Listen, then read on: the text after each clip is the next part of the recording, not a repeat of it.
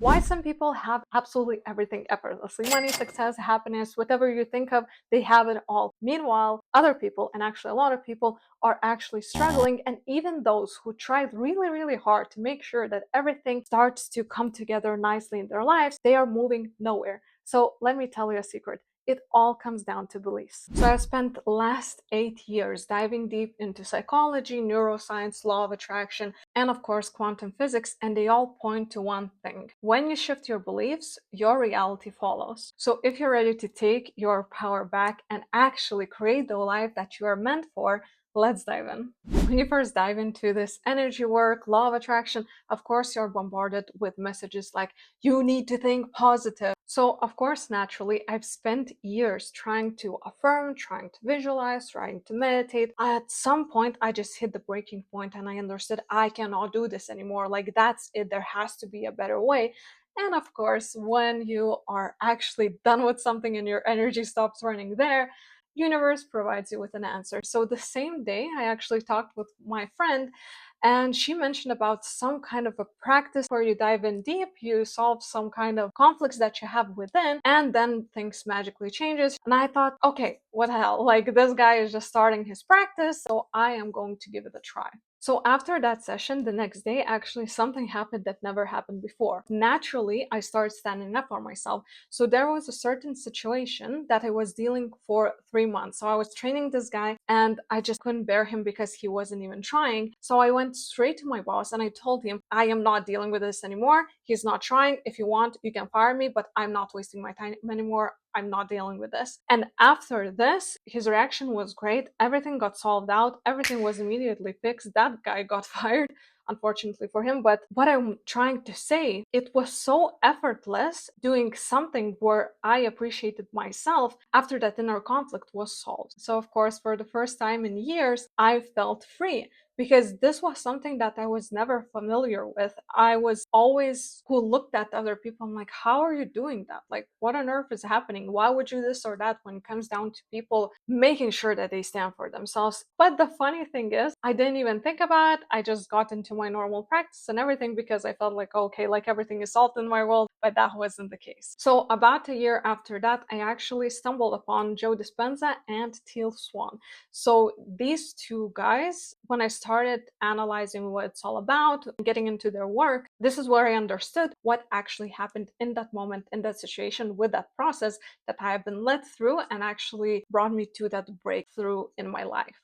And that's exactly what I want to share with you today, is how to remove those hidden blocks and start living the life with blessings that are meant for you. So why positive thinking is enough? When we actually start getting into understanding the law of attraction and everything, right? This is where it's said. If you are feeling good, this is where you're in alignment. If you're not feeling good, this is where you're blocking your manifestation. But let's break this down. Our brain is wired to seek pleasure.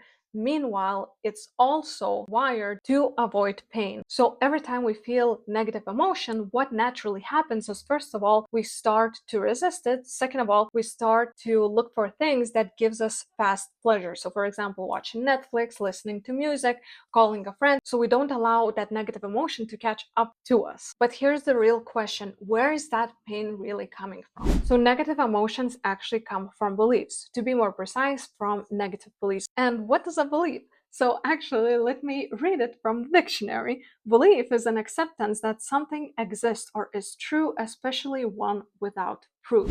Without proof.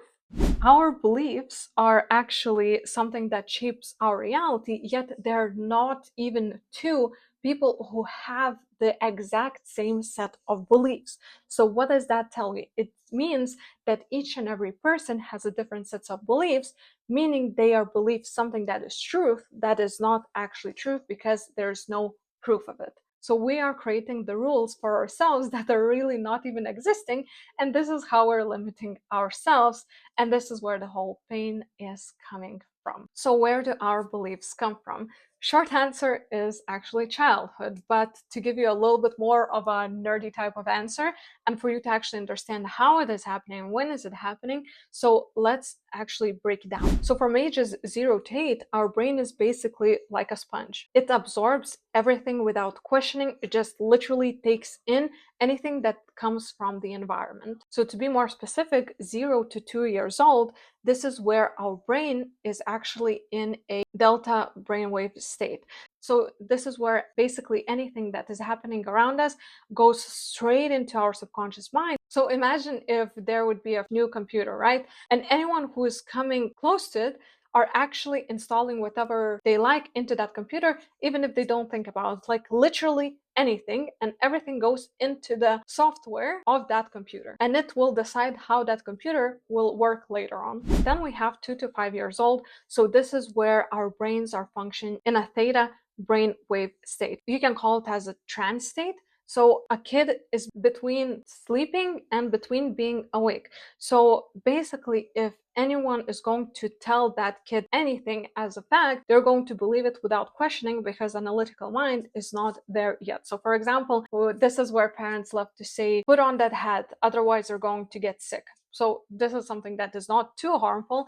But for example, if we're taking something more serious, like you're weak, you're a loser, right? So all of that is going straight into the subconscious mind as well. And then we move to 5 to 8 years old. So this is where the brain works in alpha waves. This is where 50% kids are living in reality and 50% they are living in imaginary world. So otherwise, it's considered a very creative state. So, of course, this state is something where our subconscious is still open, even though it starts to develop the analytical mind, but it's still very, very early stages.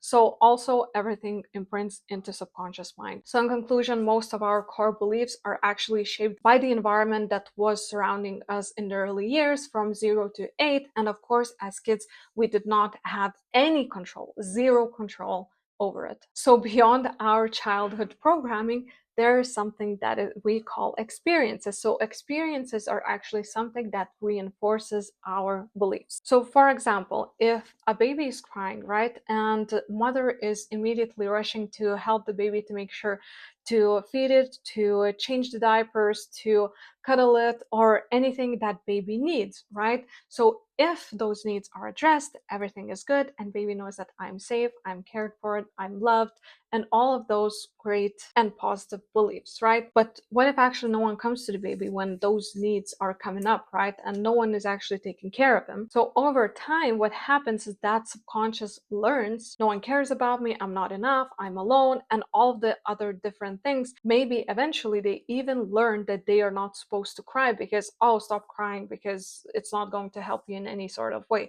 right? So all of those experiences, they really come together. So all of those repetitions strengthens those neural patterns in our brain. So as we grow up, our brain is actually subconsciously looking for those signs to reaffirm those beliefs and still keep stuck in the same emotional cycles without understanding why. So if you actually don't work on changing those beliefs, you're going to be forever stuck in the same cycles, or maybe just find a few changes here and there, but it's going to be very, very difficult. And actually, someone who tried, for example, therapy, so therapy is where you're doing changes from conscious level, right? So consciousness is actually 5% of the brain, and subconscious is 95% of the brain. If we're trying to make changes from the conscious mind, from the 5% to change all of the 95 rest of the brain, this is where it's starting to get hard. So this is why therapy usually takes way longer, even though I'm someone who actually supports therapy, and for someone where spirituality is still too new, right? Therapy, absolutely great, but I like to keep things more efficient.